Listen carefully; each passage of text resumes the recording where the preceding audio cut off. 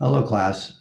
This will be a recorded lecture for section 5.3, which is a continuation of rational functions. And now we're going to introduce how to take a rational function and sketch it. The process is a little bit tedious. And I actually came up with a 6-step approach to do the sketch. And so what I'll do is walk through this one here and show you how to do it. I'm not sure what else to say, but let's walk through a couple examples. And so our equation is reasonably simple. X plus 1, x minus 1. So we start with the domain, and that's all real values of x such that x does not equal 1. So that's step 1. So step 2, put it in lowest terms. So what we mean by that is now we want to calculate the asymptotes. And so is this in the simplest terms? Yes, you can't cancel x plus 1 and x minus 1. So this one is done. Step 3 says find the asymptotes. So the vertical asymptote is when the denominator equals 0. So that would be x equals 1. And then the horizontal asymptote is when x goes to infinity. And so what's the leading term in the numerator is x. Leading term in the denominator is also x. So you see when you plug in infinities, they both cancel and you get 1. So the horizontal asymptote is y equals 1. So let me keep these up here. So the vertical is x equals 1, and the horizontal in this case is actually y equals 1.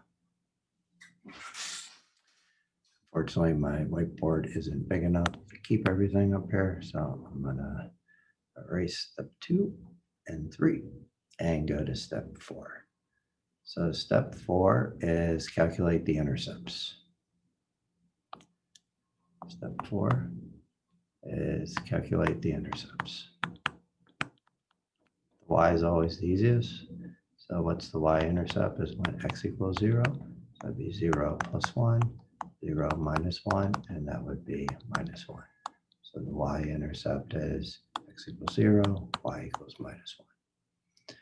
And so the x-intercept is when y equals 0. So when you look at this equation, you get x plus 1 over x minus 1, right? And so what makes the numerator equal to 0? It'd be x equals minus 1. So this would be minus 1 and 0. So let me stick these up here. Y-intercept, x-intercept. Now it's time to do the sketch. Undo. That would have been bad. Okay, so I need some space, but I have all the key attributes up there, all right? So let's see what this thing would look like. So typically what you want to do is put everything up that we know, and so let's do that. So let's draw our sketch, and let's put the end. So first of all, I need some scales here, right?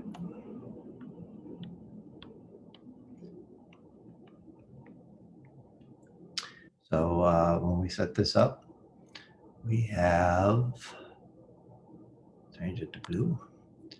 We have the vertical, let's put in the intercepts first. X equals minus 1, y equals 0. And then we have x equals 0, y equals minus 1, right? So we have those two intercepts. So let's put in the vertical and horizontal asymptotes. So the vertical asymptote is at x equals 1, so I'll put that in green. And then the horizontal asymptote is at y equals 1. I'll put that in green. So here's the strategy. The vertical asymptotes will dictate how many lines you have in this rational function. And the lines are always the number of vertical asymptotes plus 1. So here we have one vertical asymptote, so we're going to have two lines, and it's always one on the right side and then one on the left side. So it's kind of logical in that sense. And so how do you figure that out? Well, we use these asymptotes, especially the vertical, where they kind of organize the lines the way that they would work. So on the blue side, I need the blue. So what you would do is the idea is that this would come down this way, and then it would come up and get close to that asymptote going that way. So how do you do that? Well, to guarantee that that's the case, you have to plug in a couple more points. So it's kind of annoying in that sense. But let's say we plug in x equals -2, right? So if you plug in -2, you get -2 plus 1 over -2 minus 1. And so that would be what? -1 on the top, -3 on the bottom. So that would be 1 over 3. So you could see that it's going to be 1 over 3 is 1/3. Remember, the horizontal asymptote is y equals 1. So as you get bigger and bigger in the minus x value, you'll see that you get closer and closer to -1. And the same thing down here. If you put in a half, you'll see that this thing starts to blow up and go down to -infinity, and it hugs the vertical asymptote. So what do we do on the other side? Well, the other side, we don't have any clues because there's no points over there. Typically, they go across. And so, but you really don't know. So what do you have to do? Plug in a couple points, see what you get. So on the right side of the vertical asymptote, so if x equals 1 is the vertical asymptote, so let's start with x equals 2. What do we get when we plug 2 in? 2 plus 1 is 3. That goes on the top. And 2 minus 1 is 1. So 1 over 3 is y equals 3. So it looks like it is up here. So typically what it's going to do, it's going to look like this as well. So what will end up happening is, let's plug in the number 3 and see what we get. So when you plug 3 in, what happens here is on the top, it would be 3 plus 1 equals 4. And on the bottom, it would be 3 minus 1, and that equals 2. So that would equal 2. So you could see that it's starting to get smaller. There's 2. And so what will end up happening, you keep putting a couple more points in, it's going to head to that horizontal asymptote. And then on the other side, it's going to blow up into that vertical asymptote. So kind of challenging. And you can see this is more of a simpler one. If you have 2 vertical asymptotes, that means you'll have 3 lines. More challenging. I won't ask you, especially on a quiz or an exam, to sketch one of those. So we'll focus on sketching a rational function with just a single vertical asymptote. And again, we're not going to sketch ones with oblique asymptotes either. Not that they're just a little bit more complicated, but the same process. Find the asymptotes and then start plugging in a few points.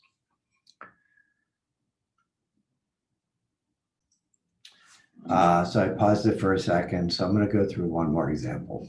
And so this one, a little bit more complicated. And you can see I factored it already. So we could walk through the 6 steps again. And so step 1, the domain, right? So I'm not going to put the ones up here now. So the first one is the domain. And you can see that we have 2 bad values, right? So all real numbers such that x does not equal both -2 and +2. So next step is simplify, right? Well, here we can. So if you look at this aspect of it, you see that these will cancel. And so our simplified function is 2x minus 1 over x plus 2. So when we take a look at this, our vertical asymptote is going to be, and then we'll have a horizontal.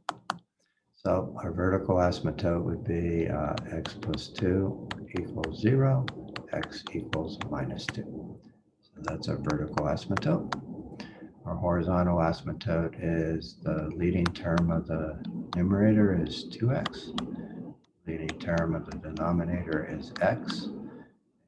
Do the limit as x goes to positive infinity. You get 2 infinity on the top and 1 infinity on the bottom. And so you would end up with y equals 2.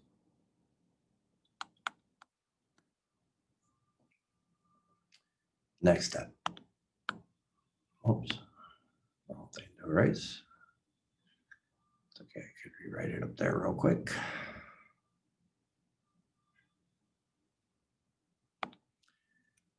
It's 2x minus 1 over x plus 2. So the y-intercept.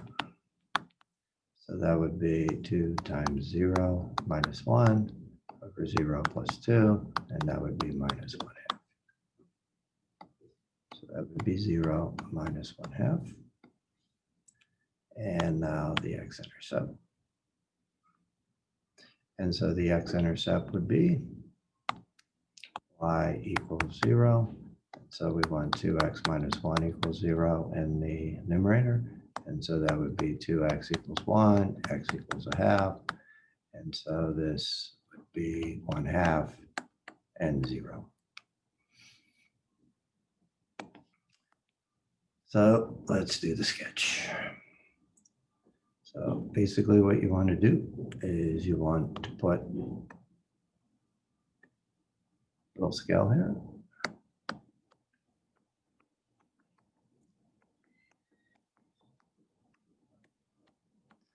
So if we put 0 and minus 1 half, we do that in blue. That would be right here. And then 1 half. Whoops, got that backwards. Okay, try again. Okay, so when x is 1 half, y is 0. So that would be right here. And then when x is 0, minus 1 half would be right here. And so when we take a look at this, let's put in our asymptotes. X equals minus 2 would be this one here. And then x equals, or y equals 2 would be this one right here. And so as you can see, when you take a look at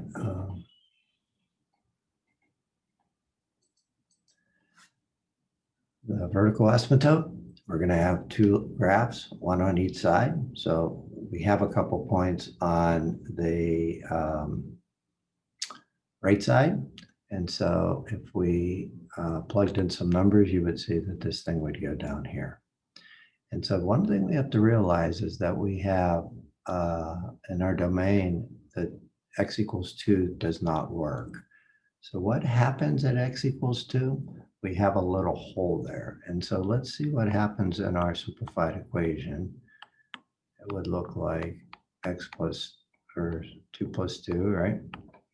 And so that would be 3/4. So when x equals 2, that would be 3/4, which would be somewhere right around there. And so you end up putting a hole in there, and you would see that this would go that way. So how do we find the other side? Well, here we have no points to help us, right? So we need to plug a couple values in to see what happens. It usually is across from one another, so it's probably going to be up here. So let's double check that. So we're going to the left of the vertical asymptote now. And so the vertical asymptote is at -2. So So we're worried about, say, -3. So what happens at -3? 2 times -3 minus 1 over -3 plus 2. So that would be -7 over -1, which would be -7. So you could see it would be up here. So 3, so that would be somewhere up here. So you would see this would be -7 for y. So you would continue to add some points there, but you could see that we have it coordinated. It would end up looking just like that. And so with one vertical asymptote, these are typically what they look like. Now you know how to put a hole in your graph. You just put this 2 factors here, and it gives us a hole right in our graph there. So let me show you what a pretty one of this looks like.